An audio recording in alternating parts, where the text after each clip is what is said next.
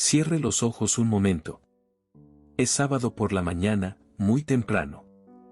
El sol apenas está entrando por la ventana. Y afuera, en la calle, se escucha un silbido. Un silbido largo, agudo, de varios tonos, que se acerca despacio. Usted sabía perfectamente quién era. No hacía falta asomarse. Todos en el barrio lo sabían. Hoy ese sonido ya no existe en ninguna calle de nuestros países. Y con él se fueron muchos más. Porque antes las calles se escuchaban. Cada oficio tenía su propio grito, su propia campana, su propio silbato. Uno estaba adentro de la casa y sabía qué hora era según quien iba pasando afuera. Era como un reloj hecho de voces. Hoy vamos a recorrer juntos 15 de esos oficios. 15 maneras de ganarse la vida que llenaban de sonido las calles donde usted creció y que hoy nadie volverá a escuchar. Vamos a recordar qué hacían, cómo sonaban, y sobre todo, por qué desaparecieron. Y le aviso una cosa desde ahora, para que se quede hasta el final, el oficio número 8 no se fue poco a poco, como los demás. Se fue casi de un día para otro, por una sola razón. Y esa razón está en este momento en la cocina de su casa. Usted la abre 20 veces al día sin pensar en ella. Empecemos por el que más se recuerda. Número 1. El afilador. Llegaba empujando su bicicleta, con la piedra de afilar montada en la parte de atrás. Y antes de que doblara la esquina, ya se oía su chiflido, una flautita de varios tonos, agudos y descendentes, que no tenía nadie más en el mundo. Ese sonido era una señal para toda la casa. La mamá dejaba lo que estaba haciendo y salía corriendo con los cuchillos de la cocina y las tijeras de costura. A veces le mandaba a uno de niño, con el encargo de no correr con los cuchillos en la mano. Él montaba la bicicleta en su soporte, empezaba a pedalear en seco, y esa rueda hacía girar la piedra. Y entonces venía lo mejor, apoyaba el filo del cuchillo y saltaban chispas anaranjadas que rebotaban en el pavimento. Los niños nos parábamos en círculo a verlas, como si fueran fuegos artificiales de bolsillo. Nadie nos decía que nos alejáramos. En 10 minutos, aquel cuchillo que ya no cortaba ni un jitomate volvía a la cocina como nuevo. Y costaba unas monedas. El afilador no desapareció de golpe. Fue algo más lento y más triste, dejamos de arreglar las cosas. Hoy el cuchillo que no corta se tira a la basura y se compra otro. Y con esa costumbre, se acabó el oficio de devolverle el filo a lo que ya lo había perdido. Número 2. El ropavejero. Venía despacio, con su carreta tirada por un caballo flaco, o más adelante con una camioneta destartalada. Y su voz llegaba antes que él, rebotando entre las paredes de las casas, el grito de que compraba fierro viejo, colchones, refrigeradores, lavadoras, todo lo que ya no sirviera. Cuando uno oía ese pregón, en la casa empezaba el movimiento. La mamá se acordaba de la lámpara descompuesta, del catre roto, de las ollas abolladas que llevaban años arrumbadas en el patio. Y salía a negociar. Porque siempre había negociación. Él ofrecía poco, uno pedía más, y se cerraba el trato a la mitad. Aquel hombre se llevaba lo que la casa ya no quería y dejaba unas monedas a cambio. Y todo eso tenía una segunda vida en otro lado, el fierro se fundía, el colchón se rehacía, los muebles se reparaban y se revendían. Sin saberlo, sin que nadie le pusiera nombre bonito, aquel hombre de la carreta fue el primer reciclador de nuestros barrios. Décadas antes de que existiera la palabra reciclaje, él ya vivía de eso. Número 3. El camotero. Este es el rey absoluto de los sonidos perdidos. Su carrito llevaba un horno de metal cerrado, y ese horno funcionaba con vapor. Cuando la presión subía, el camotero abría una válvula y salía un silbato agudísimo, larguísimo, que rasgaba el silencio de la noche entera. Se oía a 3 cuadras de distancia. Y no había manera de confundirlo con ninguna otra cosa. Ese chiflido llegaba siempre a la misma hora, cuando ya había oscurecido y la familia estaba adentro. Y siempre pasaba lo mismo, alguien levantaba la cabeza y decía que ahí venía el camotero. Se juntaban las monedas, alguien agarraba un plato hondo de la cocina y salía a la calle. Los camotes se horneaban con su propio azúcar dentro de ese horno de vapor. Salían suaves, dulces, casi deshechos, y se servían bañados en leche condensada. También había plátanos machos, calientes, con la cáscara abierta. Uno regresaba a la casa con el plato humeando entre las manos, cuidando de no tropezarse en la banqueta oscura. Ese silbato era el reloj de las 7 de la noche. Y una de las pocas cosas que sacaba a la familia entera de la casa, ya en pijama, a la puerta de la calle. Número 4. El paletero. La campana. Solamente la campana. Un tintineo lento, paciente, sin prisa, que se iba acercando por la calle en las tardes de calor. No gritaba, no anunciaba nada. Solo la campanita, cada 3 o 4 pasos. Empujaba su carrito blanco de metal, con las tapas que echaban vapor frío cuando las abría. Se paraba en la esquina, y en menos de un minuto tenía alrededor a todos los niños del barrio. Aparecíamos de todas partes, como si el sonido nos convocara. Las paletas de agua eran las más baratas, limón, tamarindo, fresa, uva. Las de leche costaban un poco más, coco, nuez, vainilla. Uno entraba corriendo a la casa a pedir las monedas y salía descalzo, con el miedo terrible de que la campana ya se hubiera alejado. Y había un ritual, la paleta se comía despacio, ahí mismo en la banqueta, sentados en el escalón de la entrada, viendo pasar los coches. No se llevaba adentro. Se comía en la calle, con los amigos, hasta que quedaba solo el palito de madera. Muchos paleteros siguen existiendo. Pero aquella escena de todo el barrio saliendo junto al oír una campana, esa sí se perdió. Número 5. El organillero. Con su uniforme de color caqui, su gorra, y ese cilindro de madera parado sobre una pata de metal. Le daba vuelta a la manivela con una constancia de reloj, y de la caja salía una música de otro tiempo, un poco desafinada, un poco metálica, un poco triste. Se paraba en las plazas, en las esquinas del centro, afuera de las iglesias.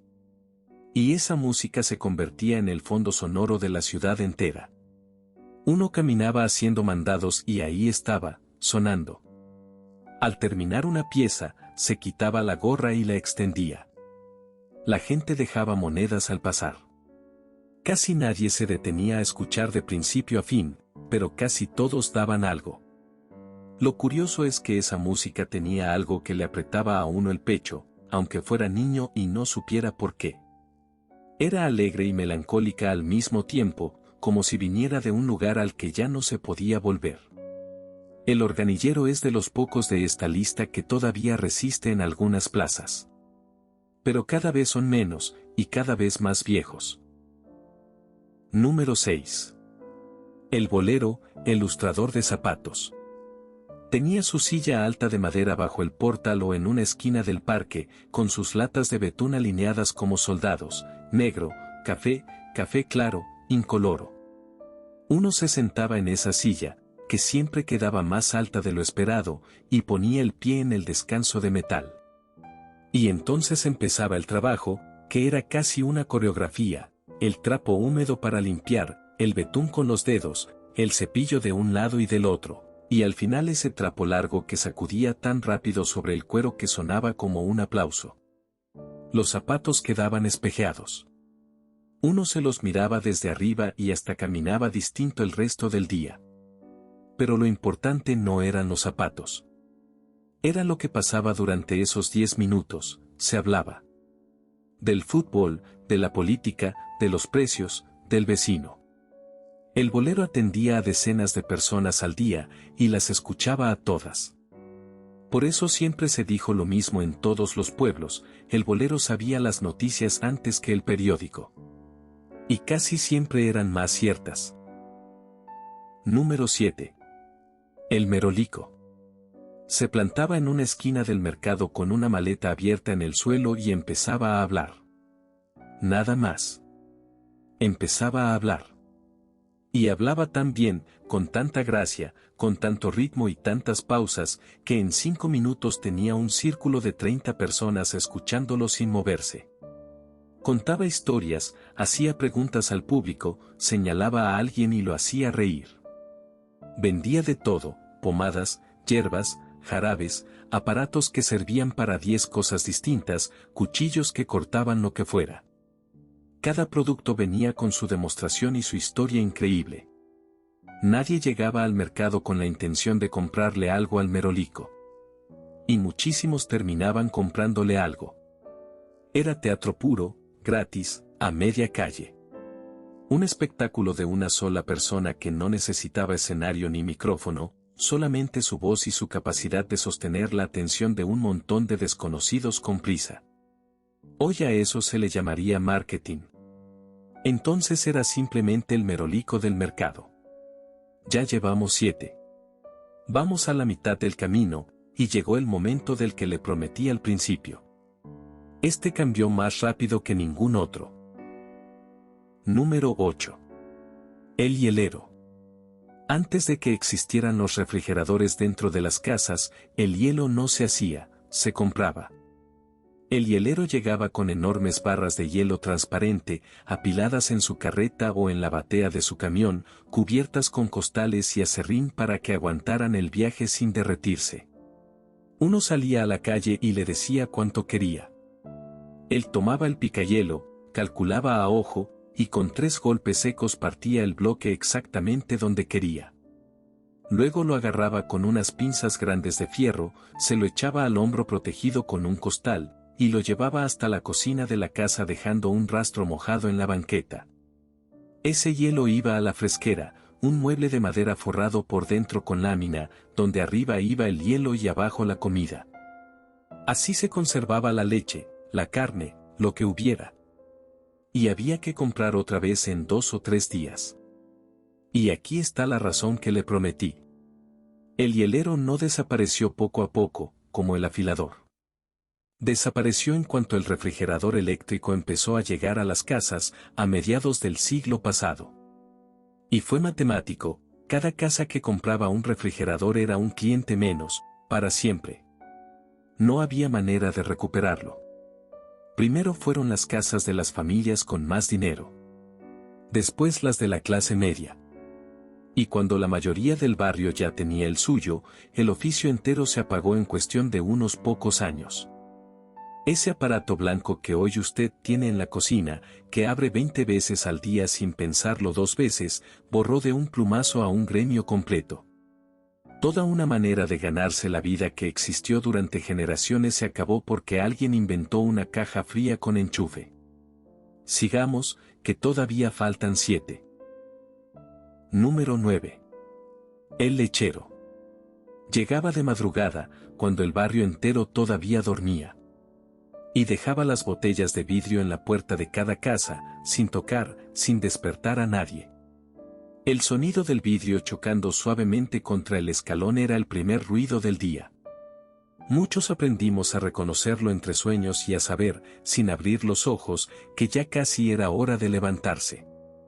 La leche venía con su capa de nata arriba, y había que hervirla antes de tomarla. Esa nata que se formaba al hervir era peleada entre los hermanos, unos la odiaban y otros se la comían con azúcar.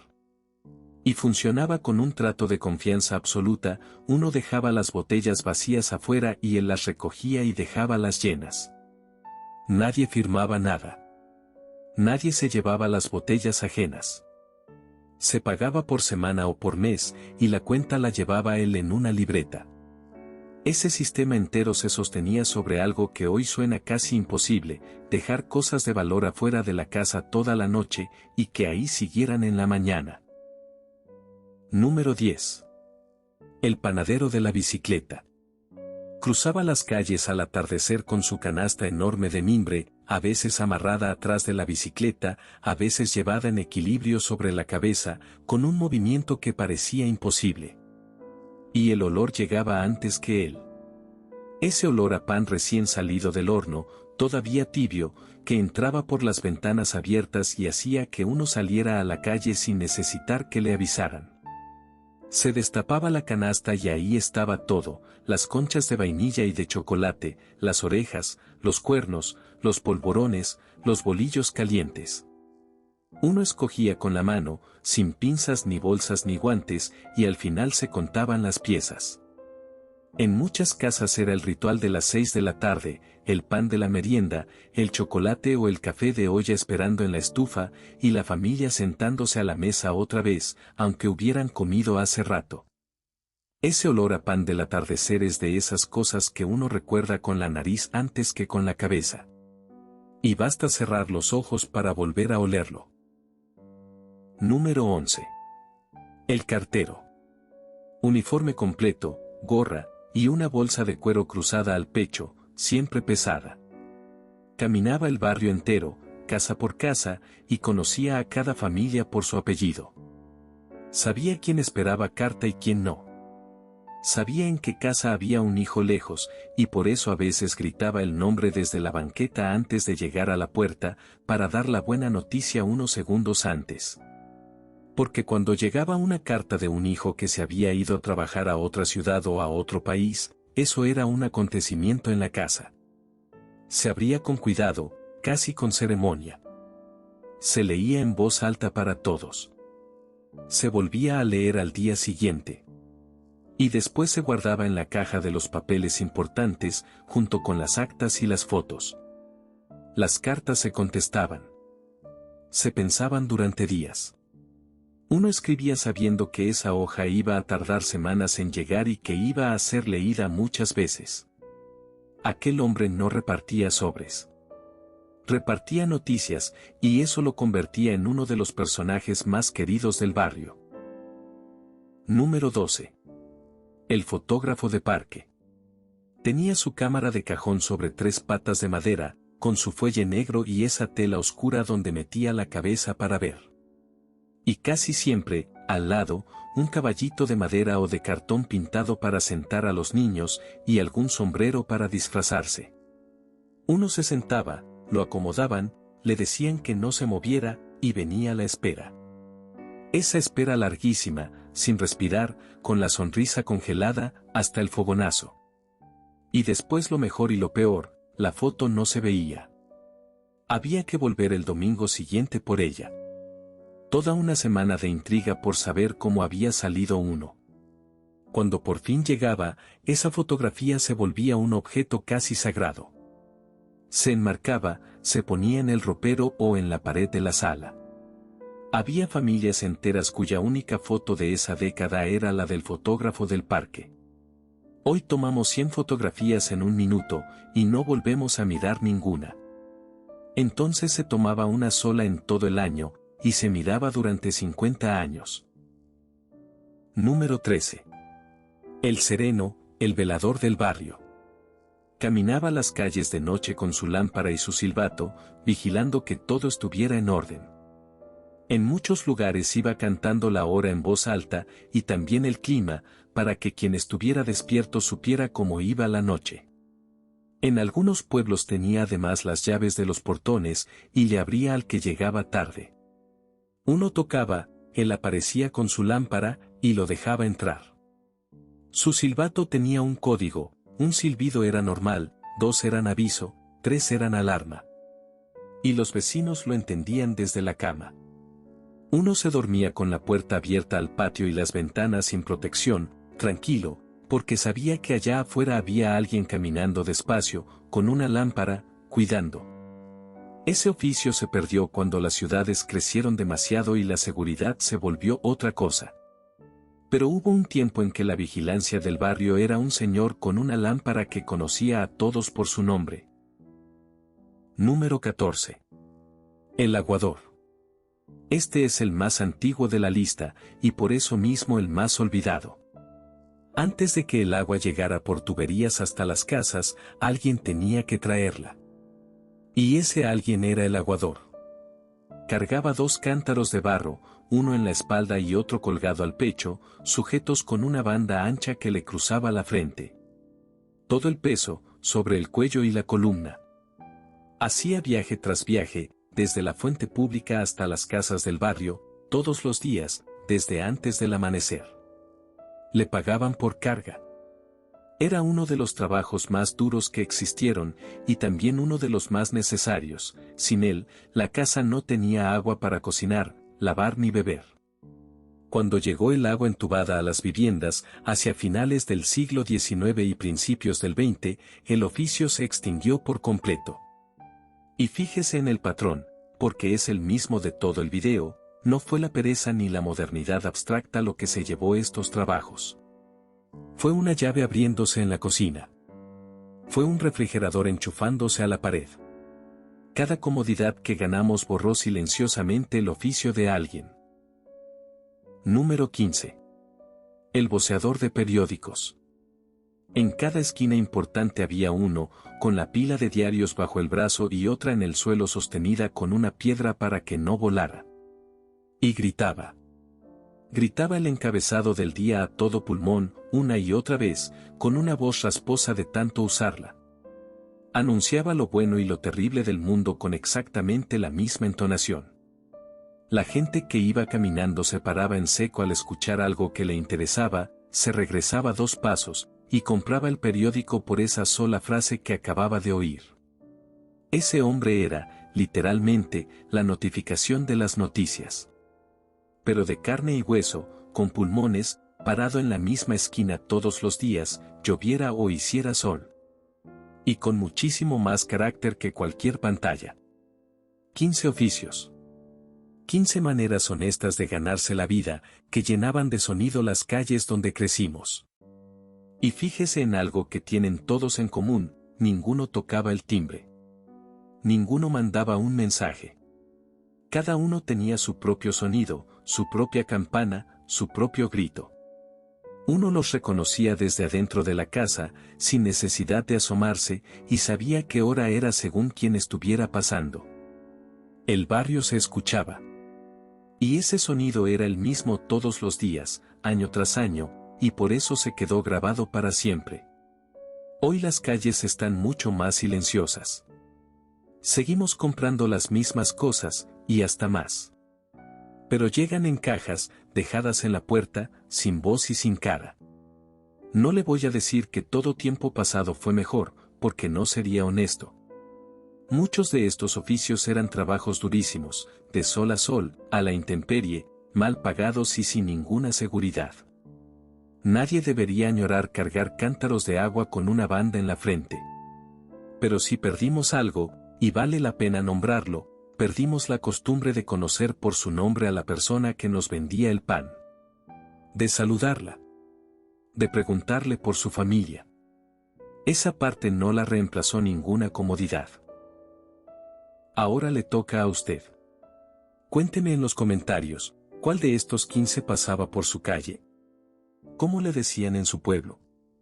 Porque estoy seguro de que me faltaron varios, y en cada país y en cada región tenían nombres distintos y sonidos distintos. Sus recuerdos son los que hacen crecer esta casa, y los leo todos. Si este recorrido le trajo memorias, suscríbase, que aquí nos juntamos cada semana a recordar la vida de antes. Y la próxima vez vamos a hacer algo bonito, vamos a vivir un domingo completo de 1975. Desde que sonaba el radio en la mañana hasta la película de la noche, hora por hora. Va a ser un viaje largo y tranquilo, de esos que dan ganas de quedarse. Hasta la próxima, y que le vaya muy bien.